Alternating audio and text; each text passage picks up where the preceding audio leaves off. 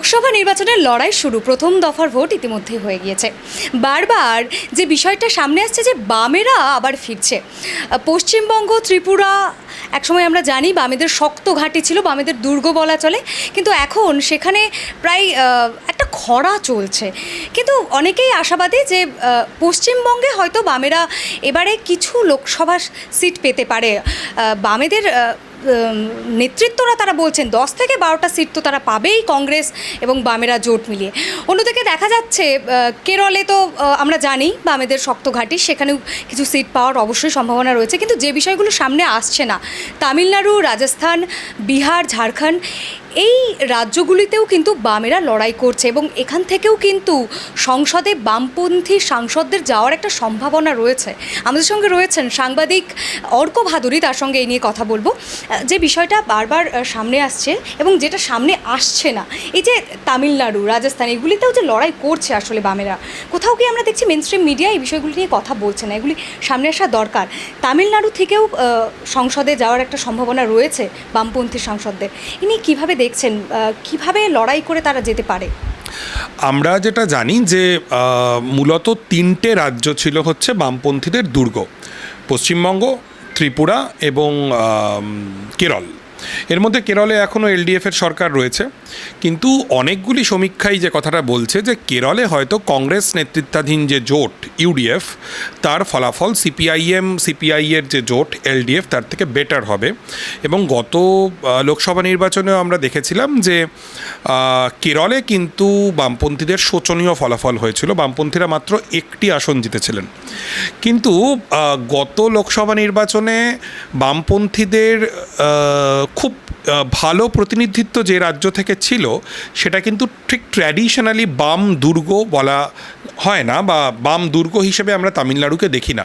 সেখান থেকে কিন্তু ডিএমকের জোটের অংশ হিসেবে সিপিআইয়ের 2জন এবং সিপিআইএমের 2জন নির্বাচিত হয়েছিলেন, এবং ওই 4জন এবং কেরলের একজন যিনি সিপিআইএমের পক্ষ থেকে জিতেছিলেন। মোট 5জন বামপন্থী সাংসদ গত লোকসভায় ছিলেন।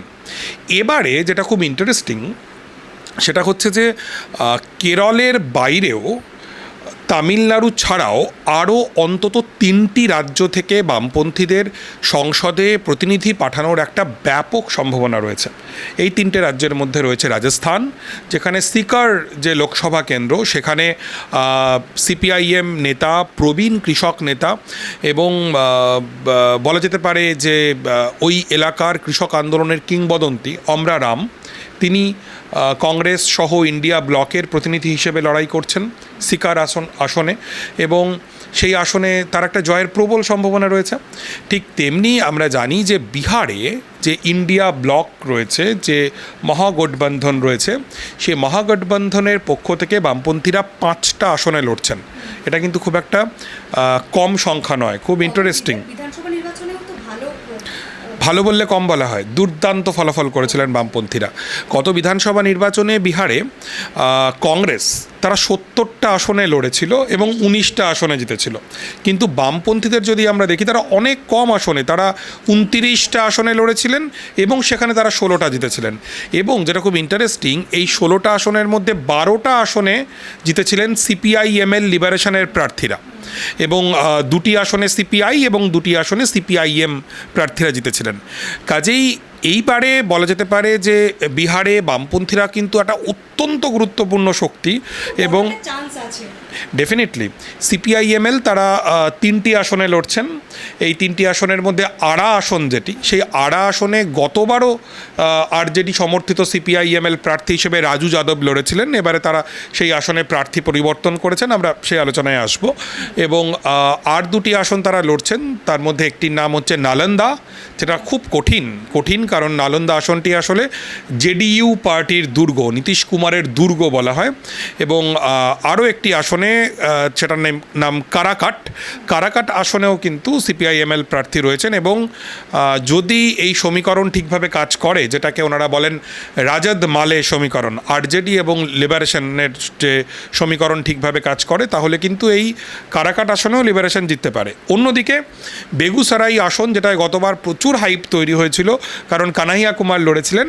এবারে সেখানে কিন্তু কানাইয়া কংগ্রেসে গেছেন, কিন্তু ওই বেগুসরাই আসনে কিন্তু সিপিআই প্রার্থী লড়ছেন এবং ভালো মতন তিনি লড়াইতে আছেন। যদি এই আসনেও লড়াই কঠিন, আমরা আসবো আলোচনায়, কারণ সেখানে বিজেপির প্রার্থী হিসেবে গিরিরাজ সিং তিনি লড়ছেন, অত্যন্ত ওজনদার নেতা। আরেকটি আসনে সিপিআইএম লড়ছে, খাগাড়িয়া বলে একটি আসনে, কঠিন লড়াই, কিন্তু এখানেও সিপিআইএম ভালো মতো লড়াইতে আছে। এবং আরেকটি রাজ্য ঝাড়খণ্ডের কোডারমা বলে একটি আসন রয়েছে। এই কোডারমা আসনেও সিপিআইএমএল লড়াই করছে এবং ওখানে বাগদর বিধানসভার যিনি এখন এমএলএ, তিনিও সিপিআইএমএলের MLA, communist MLA Binod Singh. তার বাবা ছিলেন প্রবাদ প্রতিম নকশালপন্থী কমিউনিস্ট নেতা, যিনি খুন হয়ে গিয়েছিলেন, মহেন্দ্র সিং। তার ছেলে লড়ছেন বিনোদ সিং। এবং এই কোডারমা আসনেও কিন্তু সিপিআইএমএল প্রবল প্রতিপক্ষ হিসেবে বিজেপির বিরুদ্ধে লড়াই করছে। অর্থাৎ আমরা যদি একটু সব ছবিটা একসাথে দেখার চেষ্টা করি, তাহলে দেখব যে তামিলনাড়ুতে 4টি আসন, রাজস্থানে 1টি আসন, 5টি আসন, বিহারে 5টি আসন, 10টি আসন এবং ঝাড়খণ্ডে 1টি আসন, অর্থাৎ 11টা আসন। সেই 11টা আসনে কিন্তু কমিউনিস্টরা তারা প্রবল প্রতিপক্ষ হিসেবে লড়ছেন এবং মনে করা হচ্ছে যে এর মধ্যে বেশ কিছু 6-7টা আসনে যদি কমিউনিস্ট প্রার্থীরা তারা জয়ী হন, সেটা কিন্তু খুব একটা আশ্চর্য হওয়ার থাকবে না। আমার মনে হয় আমরা তামিলনাড়ু নিয়ে আলোচনা শুরু করতে পারি। আমরা যদি দেখি, তামিলনাড়ুতে গতবারও 4টি আসনে কমিউনিস্টরা জিতেছিলেন। এবারে তামিলনাড়ুর মাদুরাই এবং দিন্দিগুল এই 2টি আসনে সিপিআইএম প্রার্থীরা লড়াই করছেন, আর সিপিআই তারা লড়াই করছেন নাগাপট্টিনাম এবং তিরুপ্পুর বলে 2টি আসনে। আমরা একদম প্রথমেই যদি মাদুরাই আসনটার দিকে তাকাই, মাদুরাই আসনে সু ভেঙ্কটেশম তিনি লড়েছেন, ভোট হয়ে গিয়েছে গতকাল।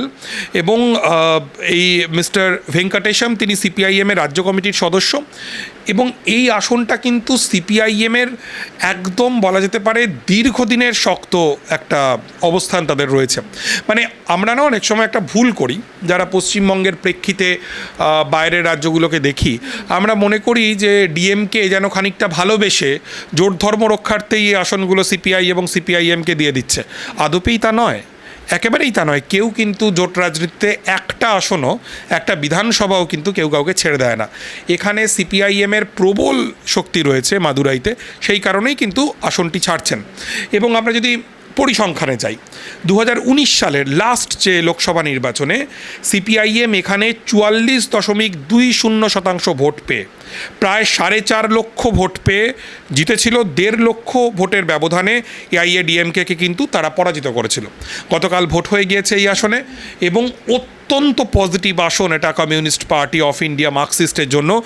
এই আসনে একটা অ্যাডেড ফ্যাক্টর হিসেবে মাক্কাল নিধি মাইয়াম বলে একটি ওখানকার একটা আঞ্চলিক রাজনৈতিক দল, বেশ প্রভাবশালী দল, তারাও কিন্তু এখানে সিপিআইএমকে সমর্থন করছে। আমি শুধু একটা কথা বলবো, 2009 সালে এই আসনে সিপিআইএম লড়াই করেছিল জোট প্রার্থী হিসেবে, সেবার ডিএমকের বিরুদ্ধে লড়াই করেছিল। প্রায় 3 লক্ষ ভোট পেয়ে 37% ভোট পেয়ে সিপিআইএম এখানে দ্বিতীয় হয়েছিল। এবং 2004 সালে এই আসনে সিপিআইএম জয়ী হয়েছিল ডিএমকের সমর্থনে।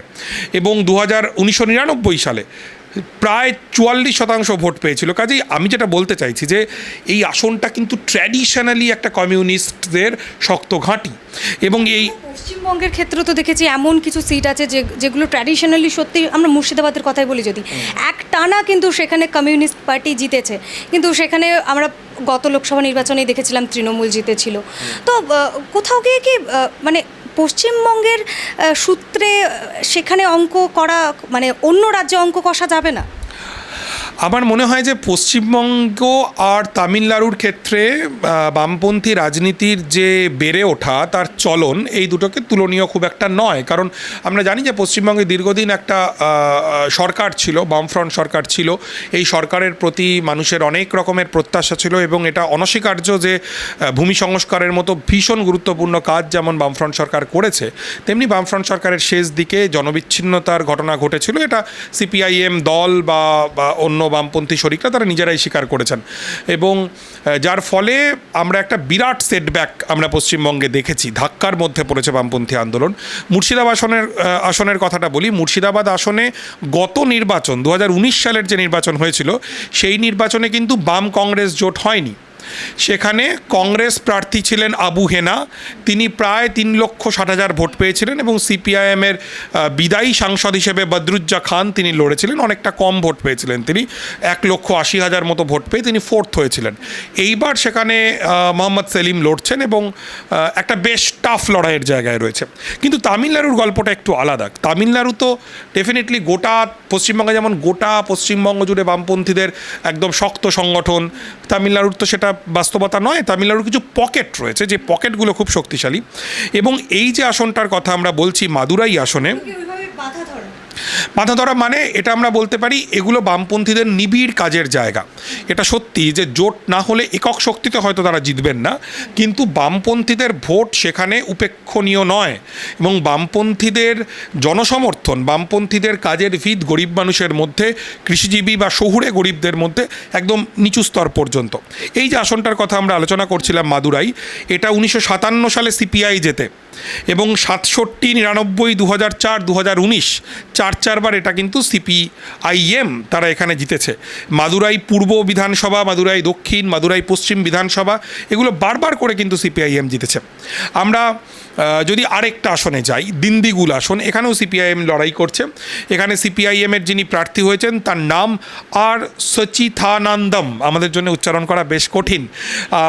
এই আসনে কোনো কমিউনিস্ট সাংসদ ছিলেন না, কিন্তু এই আসনেও কিন্তু সিপিআইএমের ভালো ভোট রয়েছে এবং যেটা খুব আশার কথা যে এখানে গত নির্বাচনে ডিএমকে প্রার্থী জিতেছিলেন এবং মনে করা হচ্ছে যে ডিএমকের যে ভোট, সেই ভোট সিপিআইএম প্রার্থী পাবেন, কাজেই দিনদিগুলো জেতার কথা। আমরা জানি যে বিহারের বেগুসারাইকে বলা হতো বিহারের লেনিনগ্রাদ, তেমনি তামিলনাড়ুর লেনিনগ্রাদ যদি কিছু কোনো জায়গা থেকে থাকে তাহলে সেটা হচ্ছে নাগাপট্টিনাম আসন। এই নাগাপট্টিনাম আসনে এবারে সিপিআই এর প্রার্থী লড়ছেন এবং প্রায় নিশ্চিত তার জয়। গতকাল ভোট হয়ে গেল।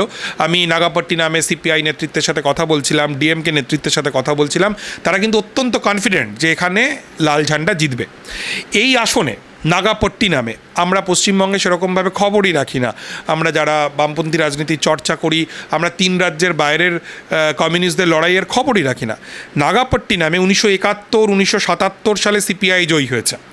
1989, 96, 2019 সালেও সিপিআই, মানে 5 বার সিপিআই নাগাপট্টিনাম থেকে জিতেছে এবং গতবার সিপিআইয়ের যিনি ক্যান্ডিডেট ছিলেন তিনি 5,22,000-এর বেশি ভোট পেয়ে 52.40% ভোট পেয়ে তারা কিন্তু জিতেছে।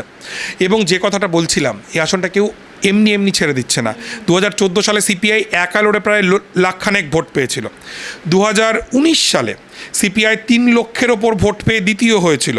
1999 সালেও প্রায় একই অবস্থা। কাজেই এই আসনটায় বামপন্থীদের দীর্ঘদিন ধরে শক্ত সংগঠন রয়েছে, গরিব মানুষের মধ্যে একদম নিচু স্তর পর্যন্ত কিন্তু তাদের সংগঠন রয়েছে এবং এই আসনটির মধ্যে যে বিধানসভাগুলি রয়েছে অধিকাংশ বিধানসভাতেই কমিউনিস্টরা একদম শক্ত সংগঠন তাদের রয়েছে। এবং আমি বলছিলাম যে বেগুসরাই যদি বিহারের লেনিনগ্রাদ হয় তাহলে আমরা এই আসনকে, নাগাপট্টিনামকে আমরা তামিলনাড়ুর স্তালিনগ্রাদ বলতে পারি। আরেকটা আসনের কথা বলি, তামিলনাড়ুর শেষ যে আসনে বামেরা লড়ছেন এটার নাম তিরুপ্পুর। এখানে সিপিআই প্রার্থী 2019 সালে জয়ী হয়েছিলেন এবং এখানেও সিপিআই এর বেশ কিছু পকেট, বেশ কিছু বিধানসভায় তাদের ভালো সংগঠন রয়েছে এবং একটা বিধানসভায় 1971, 1980, 1996-তে সিপিআই জিতেছেন। তিরুপুর সাউথেও 2011 সালে সিপিআই জিতেছে। কাজেই এটা আমরা একদম খোলাখুলি বলতে পারি, যদি বাংলা, ত্রিপুরা, এমনকি কেরলও বামপন্থীদের, কমিউনিস্টদের এই নির্বাচনে খালি হাতে ফেরায় তাহলেও লোকসভায় কিন্তু লাল ঝান্ডার প্রতিনিধিত্ব থাকবে এবং এই প্রতিনিধিত্ব থাকবে তামিলনাড়ু থেকে এবং এই 4টি আসনেই কিন্তু কাল ভোট হয়ে গেছে, সিপিআই এবং সিপিএম এগিয়ে রয়েছে। এই হচ্ছে তামিলনাড়ুর চিত্র। এরপর যদি আমরা রাজস্থানের আলোচনায় যাই তাহলে আমাদের অনেকেরই মনে থাকবে যে রাজস্থানের আমরা কিন্তু দীর্ঘ কৃষক আন্দোলনের ইতিহাস আমরা দেখেছি যে হাজার হাজার কৃষক তারা রাজস্থানে মার্চ করছেন লাল ঝান্ডা নিয়ে, অল ইন্ডিয়া কিষাণ সভার পতাকা নিয়ে তারা মিছিল করছেন এবং এই রাজস্থানের কৃষক আন্দোলনের সঙ্গে যার মুখ অঙ্গাঙ্গিকভাবে জড়িত, যাকে অচ্ছেদ্য, যাকে আলাদা করা যায় না, তার নাম আমরা রাম। সেই ভদ্রলোক যার পোশাক আশাক চলনে বলনে যেন এক ভিনটেজ কমিউনিস্ট, পুরনো দিনের কমিউনিস্ট, সেই যাদের পা ফাটা, যাদের খুব সাধারণ জীবনযাত্রা, যারা গরিব মানুষের সঙ্গে মিশে যান, সেরকম একজন মানুষ আমরা রাম। তিনি এবারে সিকার থেকে লড়ছেন। এবং যদি আমরা মেইন স্ট্রিম, সিকারেও গতকাল ভোট হয়ে গেছে, যদি আমরা মেইন স্ট্রিম মিডিয়ার দিকে তাকাই, সিকারকে তারা কিভাবে আলোচনা করছে আমরা দেখব ওরা বলছে যে সিকারের লড়াইটা হচ্ছে বাবা বনাম কমরেড। অর্থাৎ ওখানে বিজেপির যিনি প্রার্থী তার নাম সুমেধানন্দ সরস্বতী, তিনি আর্য সমাজের লোক। তিনি 2014 থেকে পরপর দুবার লড়েছেন এবং জিতেছেন, এবং তার বিরুদ্ধে লড়ছেন কমরেড অর্থাৎ আমরা রাম। আমি একটা মেইন স্ট্রিম মিডিয়াতে দেখছিলাম যে সাধারণ মানুষ তারা এসে বলছেন যে আমরা তো আমরা রামকেই ভোট দেব, কারণ এই যে সুমেধানন্দ সরস্বতী তিনি আদতে হরিয়ানার লোক। এবং ইন্টারেস্টিং ব্যাপার, সাধারণভাবে তো লোকসভা নির্বাচনে আমরা জানি যে আসন নিয়ে খুব সমস্যা হয়, কে কাকে ছাড়বে না ছাড়বে, এই নিয়ে খুব জটিলতা চলতেই থাকে। কিন্তু এই আসনটায় কার্যত নিষ্কণ্টক ছিল জোট। কংগ্রেসের স্থানীয় নেতারাও চাইছিলেন আমরা রাম লড়ুন, কারণ তার ভাবমূর্তি, তার যে কৃষক নেতা হিসেবে তার যে ব্যাপক জনপ্রিয়তা, সব কিছু মিলিয়ে। এবং আবারও বলছি, এই আসনেও কিন্তু সিপিআইএম বেশ কিছু পকেটে তাদের বিরাট শক্তি রয়েছে। যেমন প্রায় 2 লক্ষের কাছাকাছি ভোট তারা পেয়েছিল 2009 সালে এককভাবে লড়ে। এবং এখানে ধোদ বলে একটা বিধানসভা আছে, যেটা বারবার করে সিপিআইএম জিতেছে। 2008-এ জিতেছে, 3-এ জিতেছে, 98 সালে জিতেছে, 1993 সালে জিতেছে। আমরা রাম, পেমা রাম, এই সমস্ত হচ্ছে এখানকার বিখ্যাত নেতা। এবং আরও একটা বিধানসভা এখানে এই মুহূর্তে বলা যেতে পারে সিপিআইএমের ব্যাপক শক্তি, মানে ওই গোটা জোনটার মধ্যে 2-3টে বিধানসভায় সিপিএম খুব গুরুত্বপূর্ণ শক্তি। এবং এদের সবাই মানে কৃষক সমাজের যারা প্রতিনিধি, তারা সক্রিয়ভাবে কিন্তু আমরা রামের পক্ষে নেমেছেন। কাজেই ডেফিনেটলি সিকার টাফ সিট। বিজেপির যিনি প্রার্থী তিনি আর্য সমাজের লোক, কিন্তু আমরা রাম যখন রয়েছেন লড়াইটা কিন্তু সহজ হবে না। এই হচ্ছে তামিলনাড়ু এবং রাজস্থানের অবস্থা। অন্যদিকে বিহার আর ঝাড়খণ্ড, আমরা বিহারেও দেখছি 5টি আসনে বামেরা লড়াই করছে। বিহার থেকেও একটা সংসদে বামপন্থী সাংসদদের যাওয়ার সম্ভাবনা রয়েছে। এক্স্যাক্টলি। আমি বিহারে আসার আগে একবার ঝাড়খণ্ডটা বলে নিই, তাহলে সুবিধে হবে। কারণ ঝাড়খণ্ডের যে কোডারমা বলে যে লোকসভা কেন্দ্র, সেখানে সিপিআইএমের লিবারেশন লড়াই করছে ইন্ডিয়া জোটের শরিক হিসেবে। তাদের প্রার্থী হয়েছেন বিনোদ সিং। আমি বললাম এই বিনোদ সিং, ইনি বাগদার বিধানসভার বর্তমানে তিনি এমএলএ। এই যে এই আসনটা, এটা 2014 সালের যে নির্বাচন হয়, সেই নির্বাচনে সিপিআইএমএলের প্রার্থী ছিলেন রাজকুমার যাদব। তিনি সেই সময় জেলবন্দি ছিলেন। জেলবন্দি অবস্থাতে তিনি লড়াই করে 2,66,000-এর ওপর ভোট পান এবং তিনি দ্বিতীয় হন। এবং 2014 সালেও ব্যাপক ভোট পায় সিপিআইএমএল। অর্থাৎ এরকম একটা প্রত্যাশা গতবার 2019-এর নির্বাচনের আগে একটা প্রত্যাশা তৈরি হয়েছিল যে আসনটা বোধহয় সিপিআইএমএল জিতেও যেতে পারে। কিন্তু ভোটের ঠিক আগে বিজেপি তো আমরা জানি মানে নির্বাচন করায় অত্যন্ত দক্ষ। 2019-এর নির্বাচনের ঠিক আগে সেবার আমি অনেকটা সময় কাটিয়েছিলাম ওই আসনে। অন্নপূর্ণা দেবী যাদব, যিনি দীর্ঘদিনের আরজেডির নেত্রী, তিনি বিজেপিতে জয়েন করেন নির্বাচনের ঠিক আগে। এবং বাবুলাল মারান্ডি, যিনি এখন বিজেপিতে আছেন, তিনি সেই সময় জেভিএমপি বলে একটি দলের হয়ে প্রার্থী হন, যার ফলে লিবারেশনের ভোটটা একদম কমে যায়। কিন্তু তারপরেও আর কি 5%, প্রায় 70,000 মতো ভোট তারা পান। এইবারের সিনারিও হচ্ছে এই কোডারমা আসনের 3টে বিধানসভা বিজেপির দখলে, একটি বিধানসভা ঝাড়খণ্ড মুক্তি মোর্চার দখলে, একটি বিধানসভায় একজন প্রাক্তন বিজেপি যিনি নির্দল হিসেবে জিতেছেন তার দখলে, এবং আরেকটি বিধানসভা সিপিআইএমএলের দখলে। এবং এই লোকসভার মধ্যে ধানোয়ার বিধানসভা, জামুয়া বিধানসভা এবং বাগদার তো বটেই, এগুলোতে কিন্তু লিবারেশনের প্রচণ্ড ভালো শক্তি। মানে চান্স রয়েছে, মানে আমি ঝাড়খণ্ডের সাংবাদিকদের সাথে কথা বলছিলাম, তারা বলছেন যে নির্বাচনের হাওয়া যা, মানে লিবারেশনের না জেতাটা অস্বাভাবিক। তবে কিছুই বলা যায় না, কারণ শেষ মুহূর্তে বিজেপি সব কিছু ঘুরিয়ে দিতে পারে। এবারে যে প্রশ্নটা আপনি করলেন আমায়, বিহারের কী অবস্থা, প্রথমেই বলতে হবে বিহারের এই মুহূর্তে যে রাজনৈতিক সমীকরণ, সেখানে বামপন্থীরা অন্যতম প্রধান শক্তি। বিজেপি বিরোধী যে মহাগঠবন্ধন, সেই মহাগঠবন্ধনের অন্যতম গুরুত্বপূর্ণ শক্তি হচ্ছেন বামপন্থীরা। মানে তাদেরকে বাদ দিয়ে আমরা বিজেপি বিরোধী রাজনীতির কথা বিহারে ভাবতেই পারি না। এবং গত বিধানসভা নির্বাচনেও বামপন্থীদের স্ট্রাইক রেট ছিল সবচেয়ে ভালো। আমি কথা বলছিলাম সিপিআইএমএল লিবারেশনের সাধারণ সম্পাদক দীপঙ্কর ভট্টাচার্য এবং সিপিআইএমএলের রাজ্য সম্পাদক কুণাল তার সঙ্গে। ওনারা অত্যন্ত আশাবাদী যে এবারে দুর্দান্ত ফলাফল হতে পারে, এবং তার চাইতেও বড় করে ওরা যেটা বলছেন যে এই নির্বাচনটা হচ্ছে আসলে বিজেপিকে একটা ঝটকা দেওয়ার নির্বাচন, যেটা বিহারের গত বিধানসভা নির্বাচনে বিজেপি যে ঝটকাটা খেয়েছিল। এবং আমরা যদি প্রথমে আড়া লোকসভা কেন্দ্রে আসি, এই আড়া লোকসভা কেন্দ্রে সিপিআইএমএল এবারে সুদামা প্রসাদকে প্রার্থী করেছে, তার বিরুদ্ধে লড়াই করছেন বিজেপির নেতা কেন্দ্রীয় মন্ত্রী আর.কে. সিং। এই আড়া লোকসভা কেন্দ্র, এই যে গোটা আড়া অঞ্চলটা, এটা আমরা যেন মনে রাখি, এটা কিন্তু কমিউনিস্টদের দীর্ঘ শ্রেণী সংগ্রামের জায়গা, একদম গরিব সাধারণ মানুষের লড়াই আন্দোলনের জায়গা। এইখানে এই চত্বরে বিহারের এই এলাকাতেই আড়ওয়াল বলে একটা জায়গা রয়েছে। 1986 সালে এই আড়ওয়ালে গণহত্যা সংঘটিত হয়েছিল কমিউনিস্ট সমর্থিত কৃষকদের ওপরে, দলিতদের ওপরে। গতকালের তারিখে অর্থাৎ 19 এপ্রিল এই আড়ওয়াল গণহত্যা 86 সালে হয়েছিল। এবং এই এলাকায় জুড়ে রণবীর সেনার বিরুদ্ধে, অর্থাৎ উচ্চবর্ণের যে রাজনৈতিক শক্তিগুলি যারা এখন বিহারে বিজেপিকে সমর্থন করে, তাদের বিরুদ্ধে বছরের পর বছর সেখানে কমিউনিস্টরা লড়াই করেছেন। এবং সেই লড়াইয়ের অত্যন্ত গুরুত্বপূর্ণ শক্তি, নেতৃত্বকারী শক্তি হচ্ছে সিপিআইএমএল লিবারেশন। এবং আমরা জানি যে আমাদের এখানে পশ্চিমবঙ্গে বামপন্থীদের বিভিন্ন ধারার মধ্যে যেরকম কি বলবো টকঝাল মিষ্টি সম্পর্ক, বিহারে সেটা নয়। বিহারে কিন্তু বামপন্থীদের ঐক্যটা অনেক নিবিড়। এবং এখানে এই আড়া লোকসভায় 1989 সালে তখন লিবারেশন ইন্ডিয়ান পিপলস ফ্রন্ট এই নামে তারা লড়ত, এবং তাদের পক্ষ থেকে তাদের প্রার্থী রামেশ্বর প্রসাদ তারা জিতেছিলেন। এবং গতবার লিবারেশনের প্রার্থী ছিলেন রাজু যাদব, তিনি 4,19,000-এরও বেশি ভোট পেয়ে দ্বিতীয় হয়েছিলেন। এবং এখানে দীর্ঘদিনের কাজ, এখানে সন্দেশ বিধানসভা, আড়া বিধানসভা, আগিয়াও বিধানসভা, তারাড়ি বিধানসভা, এসব জায়গায় লিবারেশনের ব্যাপক সংগঠন। তারাড়ি বিধানসভায় এই মুহূর্তে লিবারেশনের যিনি এমএলএ সুদামা প্রসাদ, তিনি এবারে সিপিআইএমএলের লোকসভার প্রার্থী হয়েছেন।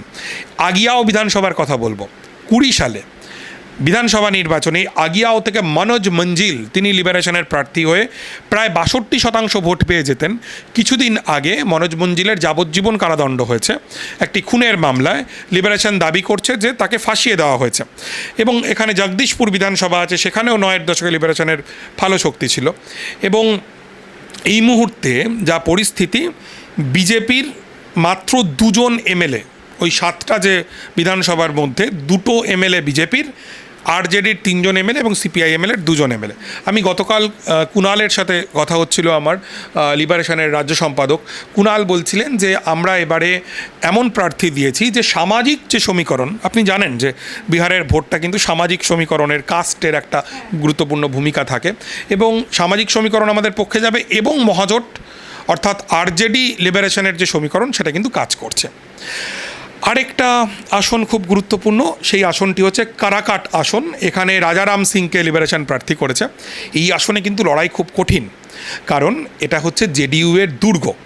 কিন্তু আবারও আমরা যদি গত বিধানসভা নির্বাচনের প্রেক্ষিতে আলোচনা করি, আমরা দেখব এখানে যতজন, মোট 6টা বিধানসভা, যতজন এমএলএ, 6 জন এমএলএ, 6 জনেই হচ্ছে মহাজোটের এমএলএ, 6 জনেই ইন্ডিয়া ব্লকের এমএলএ, 5 জন হচ্ছে আরজেডির এমএলএ, 1 জন হচ্ছে লিবারেশনের এমএলএ।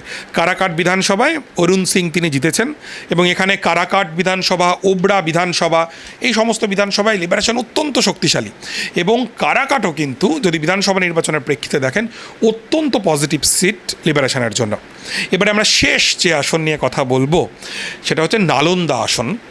যেই নালন্দা আসন ভীষণ টাফ। আমি আপনাকে প্রথমেই আমরা কথাবার্তা শুরু করার আগের যে কথাবার্তা আমি বলছিলাম, যে নালন্দায় সন্দীপ সৌরভ তিনি প্রার্থী হয়েছেন। তিনি জওহরলাল নেহরু বিশ্ববিদ্যালয়ের ছাত্রনেতা ছিলেন এবং অত্যন্ত লড়াকু যুবক। তিনি জান প্রাণ দিয়ে লড়ছেন এবং তিনি এমএলএও বটে। কিন্তু এটা মনে রাখতে হবে, এই নালন্দা হচ্ছে জেডিইউ জনতা দল ইউনাইটেডের দুর্গ। 1980 এবং 1984 সালে এখানে সিপিআই জিতেছিল, অর্থাৎ কমিউনিস্টদের পুরনো কাজের জায়গা। কিন্তু 96 থেকে টানা প্রথমে সমতা পার্টি, এবং সমতা পার্টির হয়ে কে জিতেছিলেন জানেন? জর্জ ফার্নান্ডেজের মতো লোক ওখানে জিতেছিলেন, এবং তারপরে জেডিইউ তারা এখানে জিতে আসছে। আমি যতদূর মনে পড়ছে নীতিশ কুমারও এখান থেকে লোকসভায় জিতেছেন। এবং 2014 সালে যেবার জেডিইউ এর অবস্থা শোচনীয় হয়ে গিয়েছিল, প্রায় 2004 সালে তৃণমূল কংগ্রেসের অবস্থা যেরকম হয়েছিল, একা মমতা বন্দ্যোপাধ্যায় জিতেছিলেন সাউথ কলকাতায়, আর কেউ জেতেননি। 2014 সালেও জেডিইউ এর অবস্থা তাই হয়েছিল, মাত্র 2টো আসনে জেডিইউ জিতেছিল, একা লড়েছিল, তার মধ্যে একটা কিন্তু এই নালন্দা, খুব অল্প ব্যবধানে হলে সেবার জিতেছিল। এবারের এই মুহূর্তের পরিস্থিতি কি? 5 জন এমএলএ জেডিইউ এর, 1 জন বিজেপির, অর্থাৎ 6 জন হচ্ছে এনডিএর, 1 জন হচ্ছেন আরজেডির এমএলএ। কাজেই এই আসনটা কঠিন আসন, কিন্তু এ কথাটা বলা যায় যে লিবারেশনের প্রার্থী সন্দীপ সৌরভ তিনি কিন্তু লড়াই করবেন, এটা কঠিন আসন। আর শেষ আসন যেখানে বিহারে সিপিএম লড়ছে, খাগাড়িয়া আসন, সিপিআইএম, এটা মনে রাখতে হবে, তামিলনাড়ুতে যেমন খুব গুরুত্বপূর্ণ শক্তি, রাজস্থানে খুব গুরুত্বপূর্ণ শক্তি, বিহারে সিপিআইএম 3 বাম দলের মধ্যে তৃতীয় শক্তি। কিন্তু খাগাড়িয়া আসনে সিপিআইএম প্রার্থী সঞ্জয় কুমার কুশওয়াহা তিনি লড়ছেন, এবং এই আসনটাও কিন্তু বিধানসভা ভোটের বিচারে ইন্টারেস্টিং আসন। তার কারণ এখানে 3 জন এমএলএ তিনি হচ্ছেন আরজেডির, 1 জন হচ্ছেন জাতীয় কংগ্রেসের, এবং 2 জন হচ্ছেন জেডিইউ এর। কাজেই লড়াইটা যদি আমরা দেখি তাহলে কিন্তু আমরা দেখব 4-2। কাজেই বিধানসভা ভোটের যে সমীকরণ সেটা যদি ধরে রাখতে পারেন মহাজোটের কর্মীরা, নেতৃত্ব, তাহলে কিন্তু খাগাড়িয়া আসনেও সিপিআইএম বেশ লড়াই দেওয়ার জায়গায় রয়েছে। এই হচ্ছে 11টা আসন। বামেদের ট্র্যাডিশনাল যে 3টি রাজ্য, তার বাইরে এই 11টি আসনে বামপন্থীরা কিন্তু রীতিমতো লড়াই দেওয়ার জায়গায় আছেন। পশ্চিমবঙ্গ, কেরল, ত্রিপুরা ছাড়াও মানে এই যে রাজ্যগুলিতে যদি নাও খাতা খুলতে পারে বামেরা, তারপরেও চান্স রয়েছে বাকি তামিলনাড়ু, রাজস্থান, বিহার, ঝাড়খণ্ড এইগুলো থেকে সংসদে সাংসদদের পাঠানোর। কিন্তু একটা বিষয় দাদা, আপনি একটা কথা বলছিলেন কথার মধ্যে, যে নির্বাচনের হাওয়া সবটাই তো দেখা যায় যে সম্ভাবনা আছে, কিন্তু হাওয়া কোন দিকে ঘুরে যায় আমরা এক্ষেত্রে দেখি অনেকটা সংবাদ মাধ্যমেও অনেকটা বড় একটা ভূমিকা থাকে।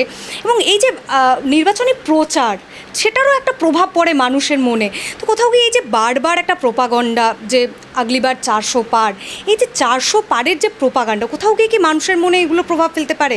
আমরা বিভিন্নভাবে দেখছি যে নির্বাচনের প্রচার কিন্তু ব্যাপক পরিমাণে একটা, কিন্তু নির্বাচনের ঠিক আগে একদিন আগেও কিন্তু মানুষের মনে প্রভাব ফেলে, তাদের যে ডিসিশন সেটা চেঞ্জ হয়ে যাওয়ার কিন্তু সম্ভাবনা একটা থাকেই সাধারণ মানুষের ক্ষেত্রেও।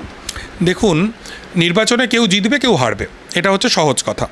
কিন্তু কে জিতবেন কে হারবেন সেটা তো 4 জুনের পরেই বোঝা যাবে। কিন্তু সত্যি কথা বলতে, একজন সাংবাদিক হিসেবে আমি যেটা বলতে পারি, বা একজন রাজনীতির ছাত্র হিসেবে আমি যেটা বলতে পারি, ভারতীয় গণতন্ত্রের এত বড় দুর্দিন, এতখানি দুঃসময় এর আগে কখনো আসেনি, যেখানে আমরা দেখছি যে ইলেকটোরাল বন্ডের মাধ্যমে একদম খোলাখুলিভাবে একটা পক্ষকে সুবিধে পাইয়ে দেওয়া হচ্ছে। যে কোনো লড়াইয়ের ক্ষেত্রেই তো একটা লেভেল প্লেয়িং ফিল্ড থাকে, একটা সমানে সমানে লড়াই হবে, কিন্তু এখানে তো লেভেল প্লেয়িং ফিল্ডটা নেই। এটাকে মাথায় রেখেই কিন্তু বিরোধীদেরকে লড়তে হচ্ছে, এবং বামপন্থীদের কাজটা এখানে আরও অনেক বেশি কঠিন। তার কারণ হচ্ছে বামপন্থীদের লড়তে হচ্ছে এই গোটা প্রচার মাধ্যমের বিরুদ্ধে, এবং এমন একটা প্রচার চলছে যে বামপন্থীরা আসলে ছবিতেই নেই, কোনো গল্পেই নেই, এই সব কিছুর বিরুদ্ধে বামপন্থীদেরকে লড়তে হচ্ছে। এবং বামপন্থীরা বাদ দিয়েও যারা বিরোধী শক্তি, তাদেরকেও ভয়ঙ্কর প্রতিকূলতার মধ্যে লড়তে হচ্ছে। ইডি, সিবিআই, অন্যান্য কেন্দ্রীয় এজেন্সি পাঠিয়ে হেনস্থা করা, কোন প্রার্থী নির্বাচনের আগেই গ্রেফতার হয়ে যাবেন কিনা তাই নিয়ে জল্পনা কল্পনা চলছে। এত কিছুর পরেও আমার ব্যক্তিগতভাবে যেটা মনে হয়, যদি না ইভিএমে কারচুপি বা ইত্যাদি এরকম কোনো ব্যাপার হয়, তাহলে 400 পারের যে স্লোগানটা, এটা কর্মীদেরকে উদ্বুদ্ধ করবার জন্যই বিজেপি নেতৃত্ব দিচ্ছেন বলে আমার মনে হয়।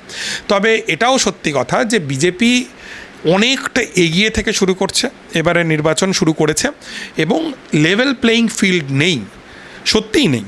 যেরকম ব্যাপক ইলেকটোরাল বন্ডের মাধ্যমে একটা দল সুবিধা পেয়েছে, এবং সার্বিকভাবে যেরমভাবে তারা সাম্প্রদায়িক কার্ড খেলছে, তারা রাম মন্দিরের কার্ড তারা ব্যবহার করলো, তারা জ্ঞানব্যাপীর কার্ড তারা ব্যবহার করলো, সব মিলিয়ে কিন্তু বিজেপি বেশ কিছু অন্যায্য সুযোগ সুবিধা যে পাচ্ছে, এটা বলার অপেক্ষা রাখে না। কিন্তু বামপন্থীদের প্রতিনিধিত্ব যদি সংসদে না থাকে, যেটা আমাদের পশ্চিমবাংলা বিধানসভাতেও নেই। সেটা অবশ্যই বামপন্থীদের ব্যর্থতা, তারা পারছেন না, কিন্তু এটা আমাদের মতো সাধারণ মানুষের জন্য এবং ভারতীয় গণতন্ত্রের জন্য খুব সুখকর তথ্য নয়। হ্যাঁ, যেমন ইলেকট্রাল বন্ডটা হয়তো কোনোদিন সামনেই আসতো না যদি রাজ্যসভায় সিপিআইএমের তিনি না তুলতেন এবং যদি মামলা না হতো সুপ্রিম কোর্ট। দেখুন, বামপন্থীরা যদি এবারে একটিও আসন না পান বা বামপন্থীরা যদি চরম খারাপ ফলাফল করেন, তাহলেও ইতিহাসে এই তথ্যটা রয়ে যাবে যে ইলেকটোরাল বন্ডের মতো একটা শক্তিশাল, যেটা ভারতীয় গণতন্ত্রের বুকে ছুঁড়ে মেরেছে ভারতের কর্পোরেট ক্লাস এবং তাদের সবচাইতে বিশ্বস্ত শক্তি বিজেপির মাধ্যমে, সেটার বিরুদ্ধে সবচাইতে কার্যকর লড়াইটা কিন্তু কমিউনিস্টরা করেছেন, বামপন্থীরা করেছেন। আমি বামপন্থীদের তীব্র সমালোচক এবং পশ্চিমবঙ্গ, কেরল, ত্রিপুরায় তারা যে সরকার চালিয়েছেন সেখানে এমন প্রচুর পদক্ষেপ তারা করেছেন যা ঠিক বামপন্থী সুলভ নয়। এগুলো মাথায় রেখেও বলতে হবে যে সবচাইতে গুরুত্বপূর্ণ যে কথাগুলি সংসদে আলোচিত হওয়া দরকার সেগুলো বলবার জন্য বামপন্থীদের সংসদের ভিতরে যাওয়া দরকার। না হলে এই রকম আরও অনেক ইলেকটোরাল বন্ডের মতো কেলেঙ্কারি, যেটা আসলে ভারতীয় গণতন্ত্রকে, মানে গণতন্ত্রের যে প্রাণসত্তাকেই হত্যা করছে, সেই ব্যাপারটা আরও বাড়তে থাকবে। সামনেও আসবে না। এক্স্যাক্টলি তাই, একেবারেই তাই। ইন্ডিয়া জোট নিয়ে কি সত্যিই বিজেপির দুশ্চিন্তার বিষয় রয়েছে? সত্যি কথা বলতে, ইন্ডিয়া জোট নিয়ে যদি বিজেপির কোনো রকম দুশ্চিন্তার প্রয়োজন নাই থাকতো, যদি ইন্ডিয়া জোটকে বিজেপি হেলাফেলার চোখে দেখতো, তাহলে আমার প্রশ্ন, এই ইন্ডিয়া জোটকে ভাঙানোর জন্য বিজেপি এত ব্যস্ত হয়ে পড়ছে কেন? এই যে ভদ্রলোক নীতিশ কুমার, যিনি পল্টু চাচা নামে পরিচিত হয়েছেন, এবং আমরা দেখছি যে ন্যূনতম নৈতিকতা নীতিশ কুমার দেখাননি। তিনি এই ভোটে, এই বিধানসভা ভোটে এক পক্ষের সঙ্গে লড়েন, পরের বিধানসভায় আরেক পক্ষের সাথে লড়েন। তাকে ভাঙিয়ে নেওয়ার জন্য কেন বিজেপি এত ব্যস্ত হলো? বিজেপি কেন শিবসেনাকে দুটুকরো করলো? বিজেপি কেন ন্যাশনালিস্ট কংগ্রেস পার্টি, শরদ পাওয়ারের দল, তাকে কেন বিজেপি দুটুকরো করলো? বিজেপি কেন এনআইএ, ইডি, সিবিআই সব কিছুকে বিরোধীদের ওপর বারবার করে লেলিয়ে দিচ্ছে? তাহলে কি সবটা যতটা সহজ কেক ওয়াক বলে মনে হচ্ছিল বিজেপির জন্য ততটা নয়? আমি জানি না, এই প্রশ্নের উত্তর নিশ্চয়ই সময় দেবে। আমি শুধু দুটো নির্বাচনের কথা বলবো। 1977 সালের নির্বাচন, ইন্দিরা গান্ধীকে কিন্তু হেরে যেতে হয়েছিল, প্রায় নিঃশব্দে ব্যালট বিপ্লব ঘটে গিয়েছিল। আর আমরা যখন খুব ছোট, 2004 সালে যখন শাইনিং ইন্ডিয়ার একটা ঝকঝকে প্রচার বিজেপি করেছিল, তারপরে কিন্তু আমরা দেখেছিলাম যে বিজেপি পরাজিত হয়েছিল। ব্যাপক সংখ্যায় বামপন্থীরা সংসদে ছিলেন এবং ইউপিএ 1 সরকার প্রতিষ্ঠিত হয়েছিল। কে বলতে পারে, এই যে ওনারা বলছেন যে আপকি বার 400 পার, হয়তো স্লোগানটা বদলে গেল, আপকি বার 2004 হতেও তো পারে, নাও হতে পারে, কিন্তু আমার মনে হচ্ছে বিজেপি যে একদম উদ্বেগে নেই, ব্যাপারটা সেরকম নয়। নীতিশ কুমার প্রসঙ্গে আমি আসি একটু। এই যে পাল্টিবাজ প্রশ্নটা, কোথাও কি এই যে বারবার পাল্টি খাওয়া, এর ফলে কি কোথাও কি একটা যে জনসমর্থনটা হারাতে পারেন তিনি? এই যে আসলে যে পাল্টি খাইয়েও কি কোনো লাভ হবে? মানুষ কি সমর্থন করবে? এই যে বারবার পাল্টি খাওয়ার পরেও কেন মানুষ বেছে নেবে? নীতিশ কুমার নিঃসন্দেহে বিহারের রাজনীতির অত্যন্ত গুরুত্বপূর্ণ চরিত্র এবং পিছড়ে বর্গের একটা ব্যাপক সমর্থন তার সঙ্গে রয়েছে। আমরা জানি যে লালু প্রসাদ যাদব এবং নীতিশ কুমার দুজনেই 7-এর দশকের যে জেপি আন্দোলন এবং তারপরে যে সমাজবাদী আন্দোলন, সোশ্যালিস্ট আন্দোলনের প্রোডাক্ট। কিন্তু নীতিশ আসলে নিজের ভাবমূর্তির চরম ক্ষতি করছেন। শুধুমাত্র ক্ষমতার জন্য বারবার করে জোট বদল তার বিশ্বাসযোগ্যতাকে একদম তলানিতে নিয়ে যাচ্ছে। এটা শুধু আমাদের কথা নয়, এটা হয়তো বিজেপিও বিশ্বাস করে। সেই কারণেই আপনি খেয়াল করে দেখবেন নীতিশকে নিয়ে সেটি কনফিডেন্ট নয়।